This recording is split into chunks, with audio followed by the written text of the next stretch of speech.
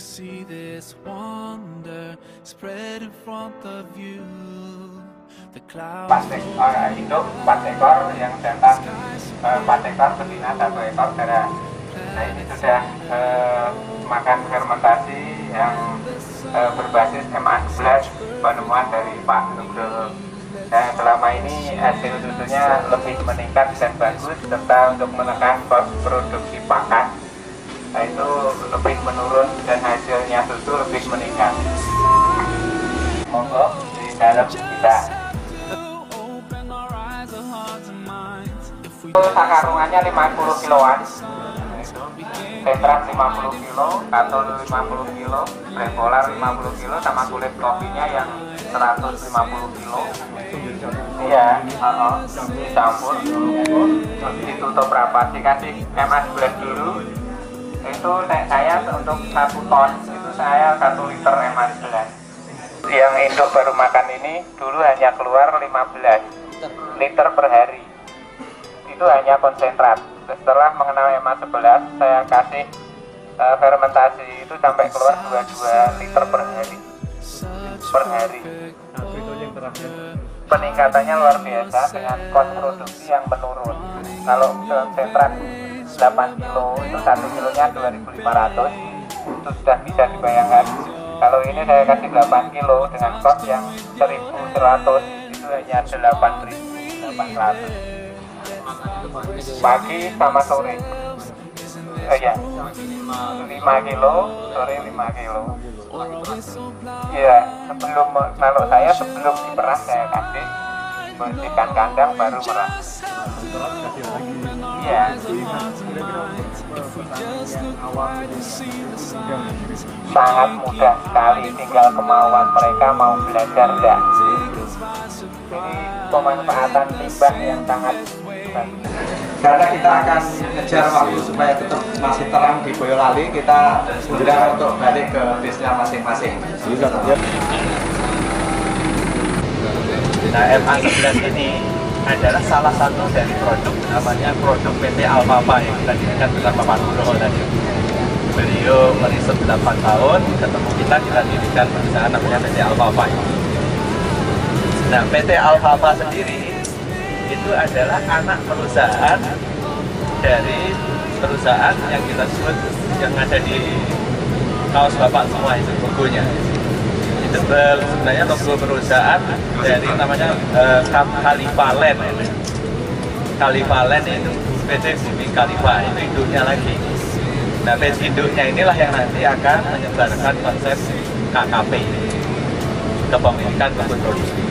Kalau kepemilikan kebun produktif itu adalah integrasi dari sekian banyak ilmu yang kita gabungkan, sehingga nanti menjadi aplikasi di lapangannya luas. Kita ada pengalaman, ada ini sampai besok yang kita lihat.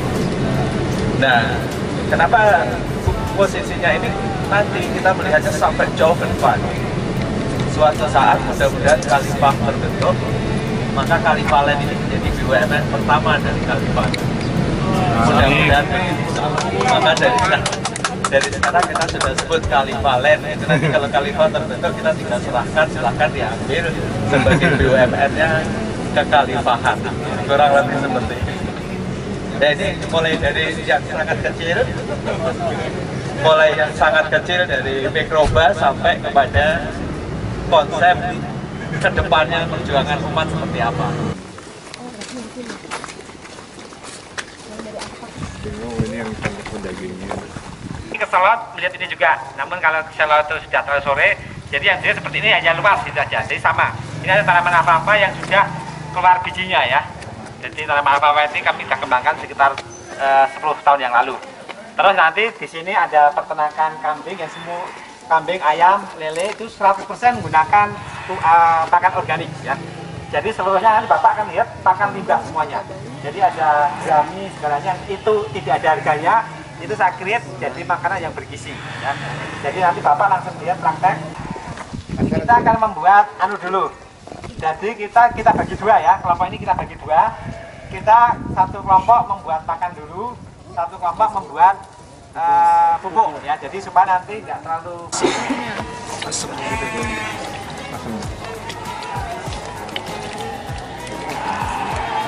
Sendiri bapak dulu. Buat dulu jangan bapaknya ini sabula. Harus pakai gula pak ya? Nggak boleh diganti. Media ya pak? Iya, media. Kapul namanya. Yang mengatakan apa namanya? Ya, ini nanti di akhir kan? Di jalanan. Semalam dia bisa berubah semuanya. Harus tutup, ya karena apa? Harus ditutup, supaya tidak ada oksigen masuk. Nah ini lele ini makanya plankton pak. Plankton ini plankton itu apa pak? Plankton itu hewan kecil yang kita buat pak. Ikan yang bisa kita hancurin sama jeda ya kita praktekkan jeda. Nah ini bukti bahwa ikan tidak perlu kita merah juga nggak apa-apa. Ini fenomena ini luar biasa. Bapak di sini merasa bau nggak? Nah ini kalau nggak difermentasi baunya minta ampun sudah. Bapak nggak kuat 10 meter aja bapak udah bau. Ini Barakallahu lakuma wa baraka alaikuma wa jama'a bainakuma fi khair. Barakallahu Real estate kayak kegiatan yang bersifat manufacturing dan segalanya, namun kegiatan yang lebih mengembalikan ke alam. Jadi konsepnya Pak Iqbal jelas, kalau orang tuh bangga sekarang dengan kendaraan mobil mewah atau dengan real estate, nanti ke depan kita bangga dengan kita punya hutan, kita punya lahan hijau, kita punya sawah. Nah ini kondisi ini sangat bisa kita rasakan ketika kita ke Jepang. Jadi kalau ke Jepang, orang yang terhormat itu ketika dia mengaku saya punya sawah 1 hektar atau saya punya kebun sekian ribu meter. Saya kira bukan keuntungan material lahan saja ya. Jelas itu kalau lahan akan menghasilkan tanaman keras bisa dihitung. Namun kita bisa mensuplai oksigen, kita bisa mensuplai air, kita bisa mensuplai rantai kehidupan. Dan ini adalah suatu yang mulia sekali. Jadi amal jariah kita saya kira lebih realistis kalau kita bicara masalah kehidupan. Udara yang sehat, air yang sehat, tanah yang sehat. Kita bisa memberi pada alam ini. Nah itu saya kira kalau kita wujudkan dengan kepemilikan KKP tadi saya kira. Seperti itu. Lokasinya mungkin di sekitar sini, jadi ini mungkin nggak jelas di daerah sini. Ini adalah Semarang, ya. Semarang itu daerah atas. Semarang, jadi dekat sekali dengan Semarang. Jadi mengapa saya tarikan di dekat sini? Karena ini percontohan ya, mungkin jadi dekat dengan lapangan terbang cuma 1 jam ya, jaraknya sekitar 30 kilo. Terus ini menjadi jalur wisata misalnya. Di sini ada Gedong Songo, ada Bandungan. Terus ini tempat strategis karena di situ dilewati akses jalan ya, sudah ada akses jalan. Nah konsepnya kami sudah membuat konsep dan ini menjadi konsep yang luar biasa sebenarnya. Yang hijau ini adalah lahan tadi, lahan utama tadi, lahan yang ini yang tidak produktif. Terus yang bawah ini adalah buffer zone-nya, yang kuning ini ya, buffer zone-nya. Terus di sini adalah area yang pesawahannya, yang kuning ini. Kita akan membuat konsep hidrologis, jadi hidrologi land. Jadi artinya konsep yang yang hidup karena aspek sirkulasi hidrologi, sehingga nanti antara air, tanah, dan udara itu bisa berkolaborasi dengan rupa sehingga membuat sistem hidrologi yang sehat. Nah di sini konsepnya adalah yang hijau itu akan menjadi zona KKP ya, tanaman kepemilikan kebun produktif ya, yang hijau ini, yang atas ini yang akan kita setting menjadi lahan kepemilikan yang punya nilai konservasi dan nilai ekonomi jelas ya.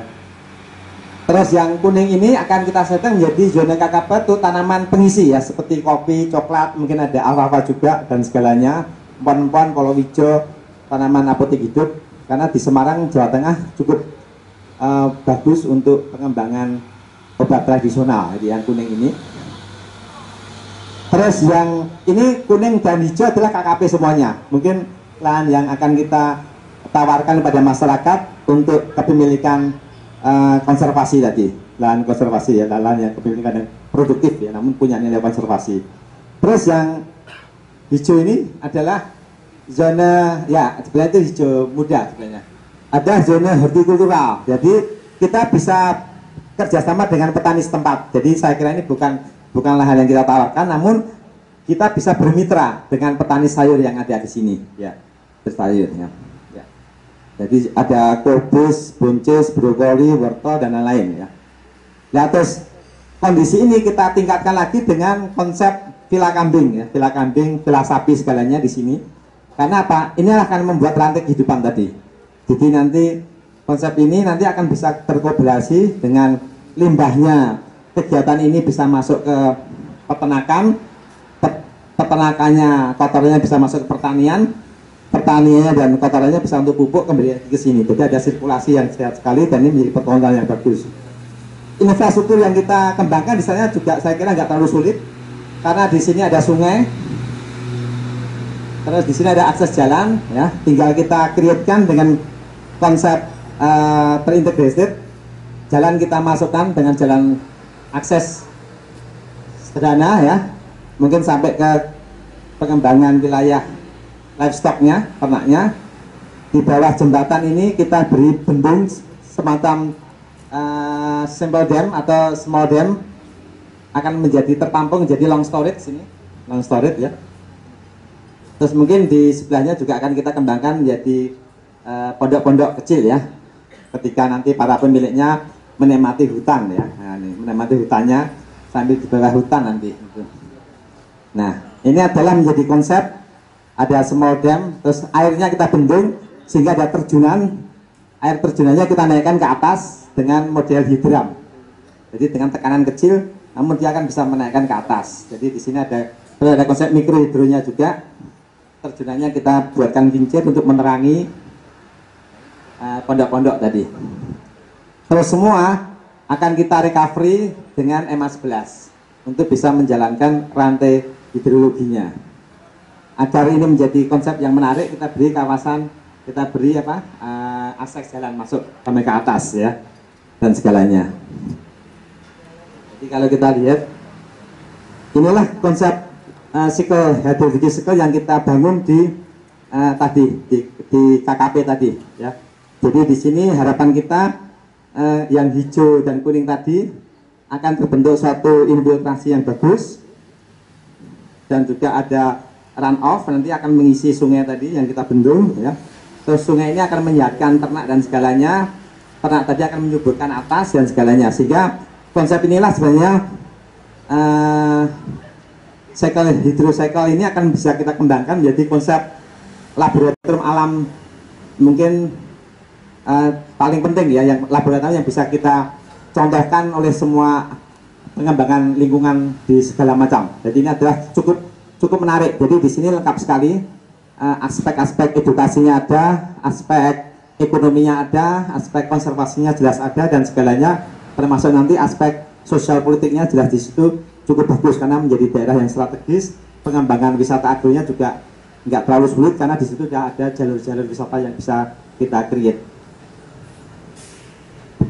Ini ada small dam gambaran kami, kita bendung saja dengan biaya murah, dia sudah bisa mengenang airnya, sungainya.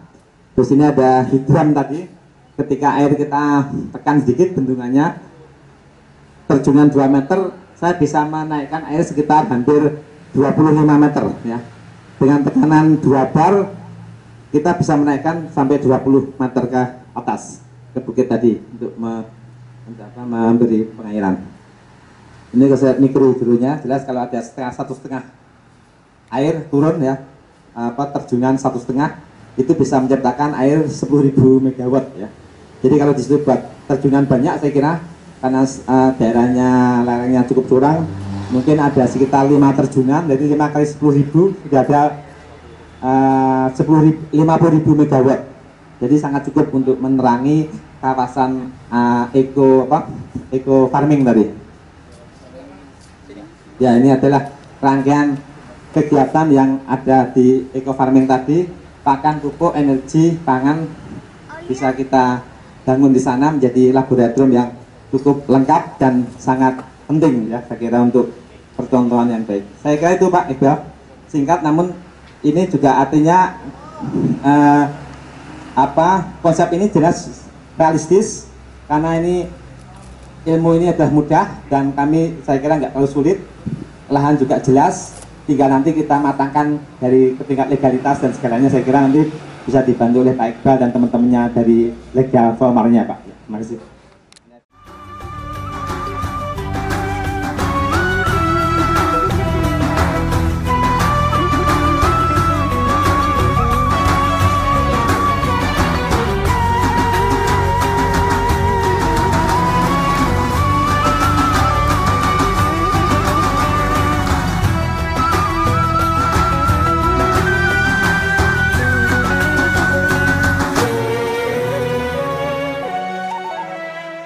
Tanyakan gitu ya. Jadi dari pagi ini sampai nanti malam insya Allah akan banyak sekali waktu bapak-bapak sekalian untuk bisa mendalami kebun dan menanya seluas-luasnya.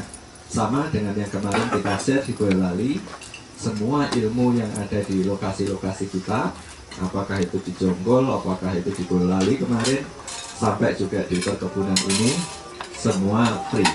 Jadi bapak-bapak boleh nanya apa saja, silahkan gitu ya. Jadi nggak ada yang kita sembunyikan dalam konsep ini gitu. Mungkin itu pengantar saya perkenalkan Pak Dadang Muhammad ini adalah beliau setelah 4 abad lebih di perkebunan, jadi apal dari ujung ke ujung gitu. Nah, beliau sangat menguasai segala macam detail dari perkebunan ini, jadi beliau yang akan menjelaskan dan nanti akan menemani bapak-bapak ketika terjun ke lapangan. Silakan Pak Dadang. Tema ini diambil. Salah satu tujuan di sini, kita lebih dari 28 tahun saya berkecimpung di perkebunan, dan boleh dibilang bahwa tidak ada pemain baru yang masuk di dalam PBSN khususnya di Tanah Jawa. Memang perusahaan-perusahaan Malaysia, mungkin ada perwakilan di sini, sudah masuk ke Kalimantan dan di Sumatera, bahkan pada tataran sejak 2006 ke sini. Mereka tidak lagi bermain di tataran besar, tapi sudah pada skala 5.000 hektar ke bawah. Banyak menyangka bahwa Jawa ini sudah penuh, tetapi saya sudah menyusuri sejak ujung Kulon sampai ujung Genteng di ujung Genteng dan di Tengkuh, Pantai Pelengkung. Jawa masih menyimpan begitu banyak potensi yang tergarap, baik itu di Pantura maupun di selatan. 30 tahun ke depan, area itu akan mempunyai tren yang lumayan bagus. Dan maka ketika kami melakukan sebuah ekspansi di tahun itu dan panen 2004, itu orang lain agak terperangah. Mengapa tiba-tiba karet booming? Padahal data semacam itu kita bisa analisa, bisa ambil di semua lembaga-lembaga penelitian dunia. Data keuangannya pun demikian. Seperti disampaikan oleh Pak Iqbal, kebun ini bisa mewakili banyak hal gitu. Bisa menjadi tempat wisata dan sebagainya. Karena akar ini juga lembah, bukit, kemudian ada sungai yang begitu jernih.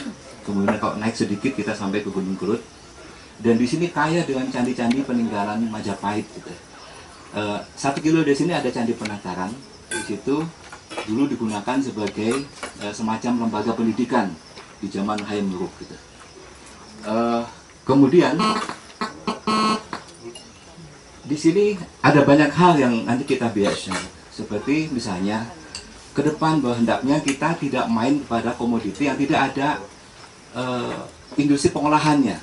Jadi biarlah yang di hulu di pegunungan-pegunungan itu yang menanam hortikultura, biarlah mereka melakukan.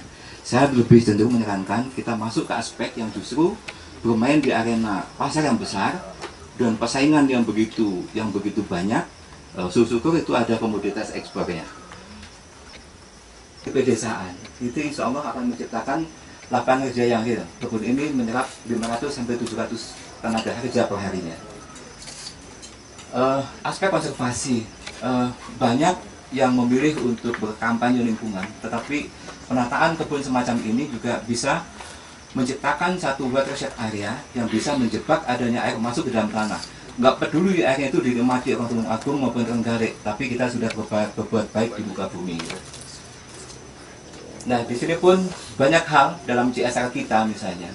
Andaikan tempat-tempat yang termasuk yang Bapak akan masuk di KKP itu ada sebuah kegiatan yang peduli kepada pendidikan anak-anak, insya Allah Bapak bisa terjawab. Kami melihat sisi lain dari alfa-alfa yang kemarin Bapak Ibu lihat di Boyolali, bahwa sebetulnya itu adalah bisa menjadi sebuah solusi bagi kebutuhan pemenuhan gizi anak-anak di pedesaan. karena mudah dibikin dan kandungan gizinya baik gitu. Tapi terlepas dari itu, ada yang usaha ini juga memudahkan kita untuk berbagi dengan sesama. Saya datang ke Kalimantan membuat sesuatu dan orang mencontohnya begitu saja secara cuma-cuma gitu. Begitu melihat hasil, silakan kembang. Indonesia terlalu luas untuk digarap sendiri. Kalau ini bisa menjadi ladang, dan mohon maaf, banyak pimpinan-pimpinan partai politik yang menginginkan tempat-tempat semacam ini dan datang kepada kami, dijual nggak, mau beli nggak? Enggak.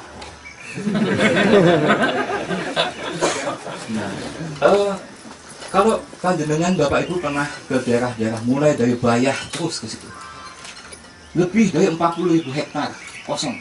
Andai kan masing-masing itu bisa menghasilkan 1 juta atau 5 juta per bulan, berapa kontribusinya terhadap GDP kita?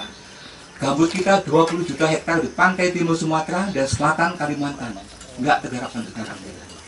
Kemudian belum lagi bicara di Papua gitu. Jadi banyak hal di sektor ini yang mohon maaf agak terabaikan gitu. Kita agak berbeda dengan misalnya Vietnam, yang meskipun baru merdeka tahun 74, tapi penataan aset finance dengan dukungan dari Prancis mampu mendongkrak negara itu dan cepat menjadi produsen-produsen karet dan kopi yang tadinya enggak diperhitungkan menjadi naik peringkat gitu.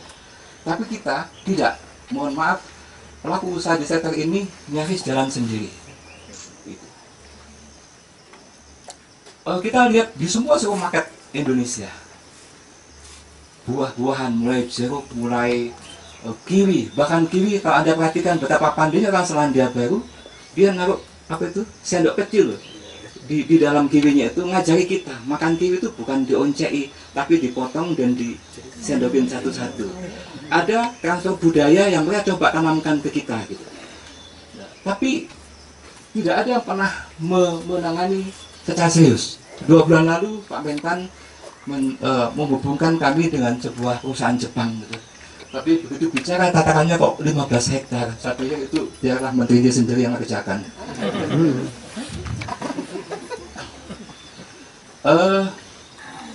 Itu Pak Hermawan Kertajaya. Belum, masih sebelum itu. Masih 96-an. Beliau, saya diundang ceramah di Rungkut gitu. Dalam sebuah komunitas pengusaha gitu. Ada banyak pertanyaan yang menurut saya agak konyol gitu. Bagaimana peluang berternak jangkrik? Gitu. Lihatlah, majalah-majalah menulis soal itu gitu. Nah, bagaimana peluang, kemudian ke sini kan Anthurium gelombang cinta gitu. Dan kemudian blood seperti itu. Di sini banyak hal yang media ikut merusak mindset kita terhadap lahan pertanian karena ada kepentingan-kepentingan di dalamnya gitu. Berkebun sendiri sudah dilakukan, perizinannya banyak macam dan banyak biaya. Inilah Indonesia gitu. Kalau nggak tahu jalan bisa salah masuk meja. Gitu. Nah, kalau skalanya kecil, otomatis biaya manpower juga menjadi besar.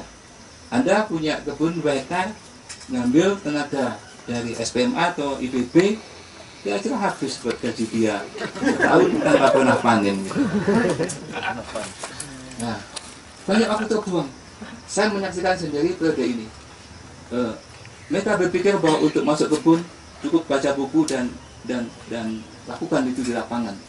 Dan cepat, dalam tempo 1-2 tahun orang habis. Terutama mereka ingin masuk ke quick yielding.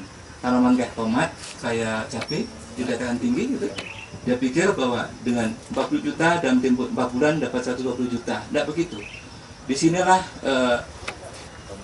sebetulnya Al-Quran berperan gitu. Ketika disebutkan perubahan siang dan malam dan sebagainya, disitulah sebetulnya kunci-kunci itu. Karena alam mengadakan perubahan antara siang ke malam, pagi ke siang dan sebagainya, hujan dan gak hujan gitu. Itu di situ sebetulnya kunci pengelolaan untuk tanaman-tanaman yang demikian. Nah, ini terlalu mahal. Apakah saya pernah melakukan ini? Ya, jatuh bangun di masa itu luar biasa besarnya. Karena sejak lulus IPB saya berkebun, saya bertani. Beberapa riset saya danai sendiri dan banyak kegagalan itu. Oleh sebab itu, seperti halnya juga Pak Iqbal lakukan, kami terbuka untuk menyampaikan apapun pengetahuan kami, termasuk Anda kalau mau. tidak ada waktu cukup bagi pemilik untuk mengurus usahanya sendiri. Begini, Bapak Ibu, orang-orang yang punya visi dan saya yakin punya banyak aktivitas gitu. Kalau bisa hal demikian bisa didelegasikan ke orang kepercayaan kita di lapangan gitu. Nah, ini yang tadi dibimbing oleh Pak Iqbal, membangun prasarana agroindustri.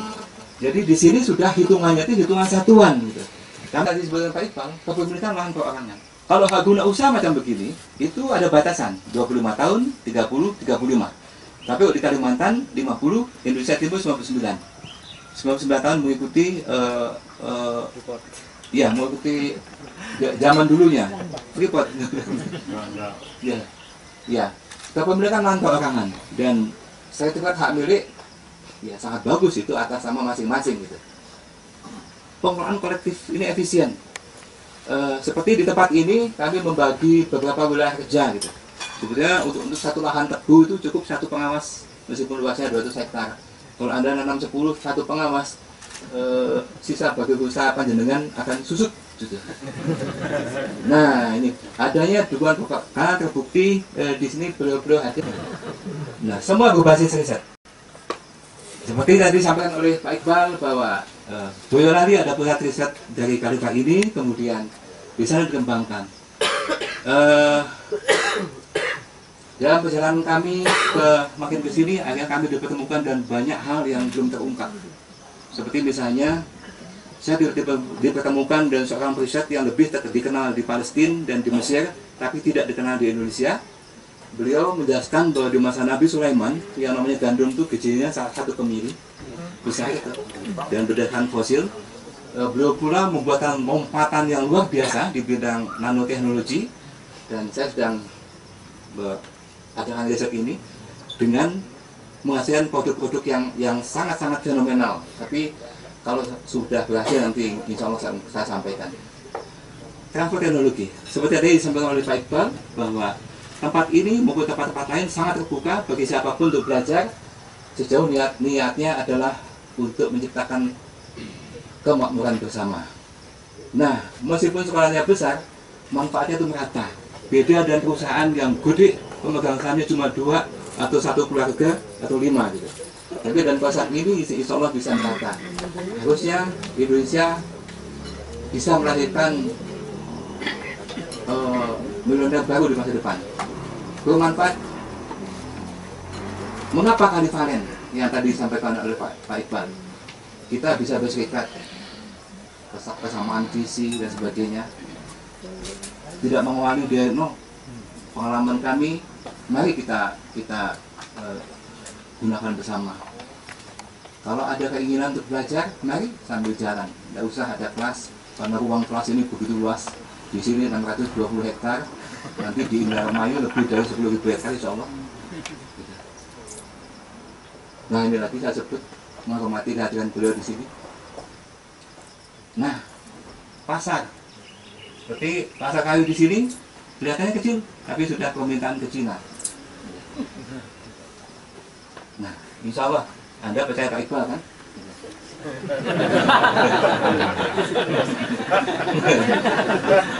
Kan yang ngajarin bukan Pak Iqbal. Ya, mudah-mudahan Anda juga percaya pada saya. Ini ada rancangannya yang tadi disampaikan oleh Pak Iqbal, gabungan.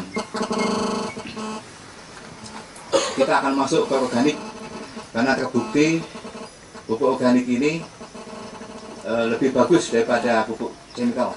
Dan banyak kesalahan yang dibuat orang di pupuk organik, dibikin bentuknya bagus kayak kedelai, tapi bakterinya tidak ada. Gitu. Yang betul ya kayak dibuat Pak Nugroho itu, gitu.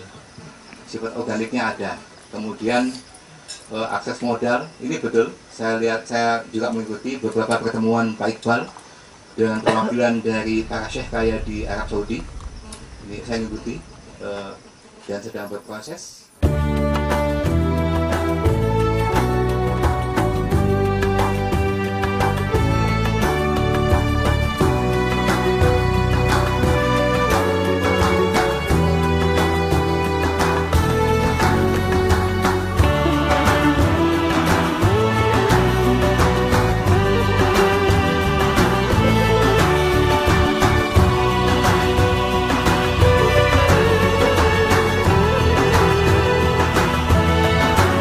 أنت نور الله فجرا جئت بعد العسر يسرا ربنا أعلاك قدرا يا إمام الأنبياء أنت في الوجدان حي أنت للعينين ضي أنت عند الحوض ري أنت هاد وصفي يا حبيبي يا محمد يا نبي سلام عليك يا رسول سلام عليك يا حبيب سلام عليك صلوات